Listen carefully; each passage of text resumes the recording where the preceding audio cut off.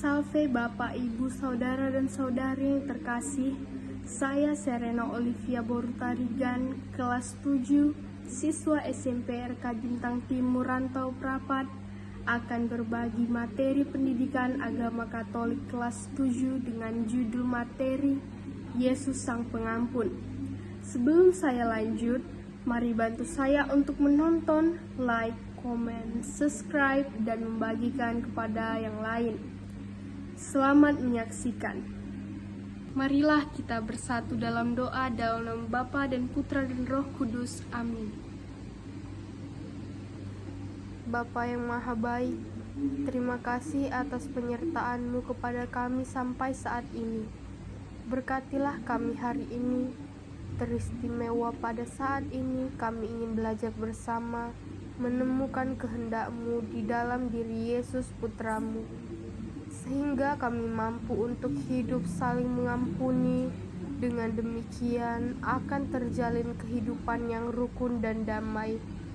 Bukalah hati dan pikiran kami Bapa, tunjukkanlah kepada kami jalan-Mu dan kehendak-Mu yang harus kami jalani sepanjang hidup kami. Demi Kristus Tuhan dan Juru Selamat kami. Amin.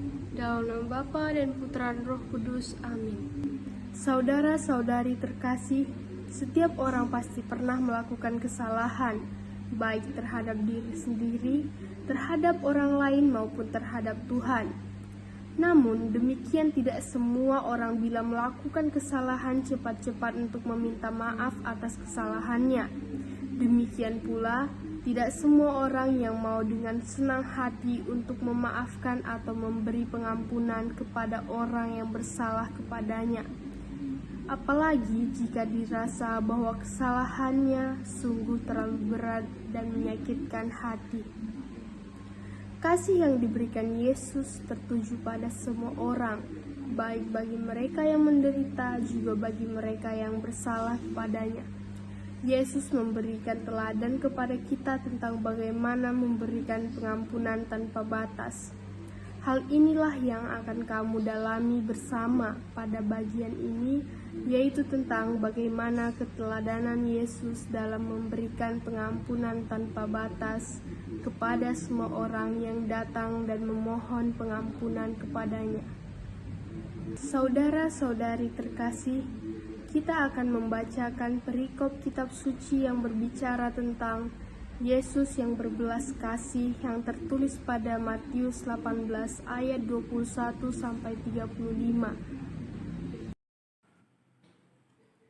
Kemudian datanglah Petrus dan berkata kepada Yesus, "Tuhan, sampai berapa kali aku harus mengampuni saudaraku jika ia berbuat dosa terhadap aku?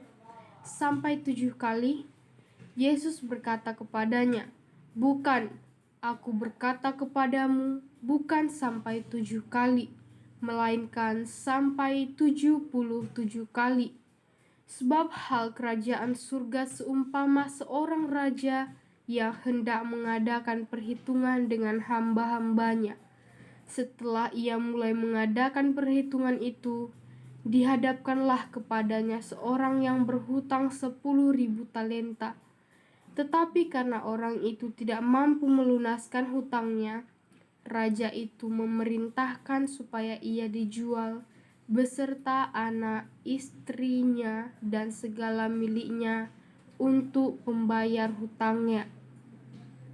Maka sujudlah hamba itu menyembah dia. Katanya, 'Sabarlah dahulu, segala hutangku akan kulunaskan.' Lalu tergeraklah hati raja itu oleh belas kasihan akan hamba itu, sehingga ia membebaskannya dan menghapuskan hutangnya.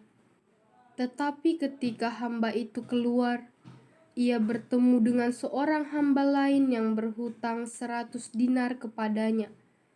Ia menangkap dan mencekik kawannya itu, katanya, 'Bayar hutangmu.'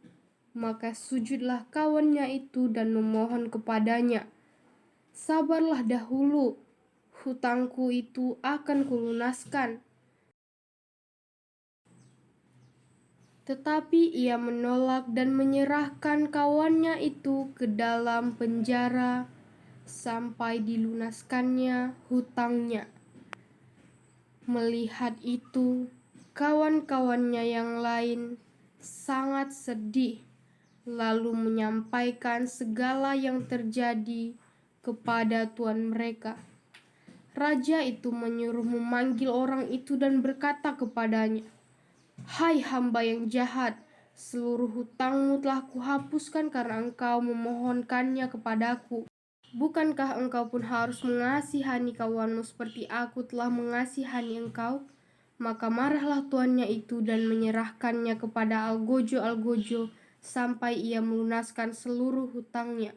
Maka Bapakku yang di surga akan berbuat demikian juga terhadap kamu apabila kamu masing-masing tidak mengampuni saudaramu dengan segenap hatimu. Dalam kehidupan kita, sering kita lihat bahwa tidak semua orang bila melakukan kesalahan cepat-cepat untuk meminta maaf atas kesalahannya. Demikian pula tidak semua orang yang mau dengan senang hati untuk memaafkan atau memberi pengampunan kepada orang yang bersalah dan berusaha meminta maaf atau mohon pengampunan padanya. Apalagi jika dirasa bahwa kesalahannya sungguh terlalu berat dan menyakitkan hati. Ada beberapa faktor yang dapat menyebabkan orang sulit untuk memaafkan atau juga orang sulit untuk meminta maaf atas kesalahannya, yaitu antara lain karena keinginan untuk mempertahankan harga diri atau wibawa, karena gengsi, dan karena sikap egois dan mau menang sendiri. Ketidakmampuan memaafkan atau mengampuni dapat mengakibatkan menumbuhkan rasa dendam yang sesungguhnya dapat merugikan diri sendiri. Orang yang bersalah pada akhirnya menanggung rasa bersalah secara berkepanjangan dan tumbuhnya permusuhan dan kebencian. Meminta maaf atau memberi pengampunan sesungguhnya dapat menguntungkan baik bagi yang bersalah maupun bagi orang yang telah dirugikan. Dengan mau mengampuni ataupun mau meminta maaf akan dapat menjadikan hati kita tenang, tentram, damai, jauh dari segala permusuhan dan dendam.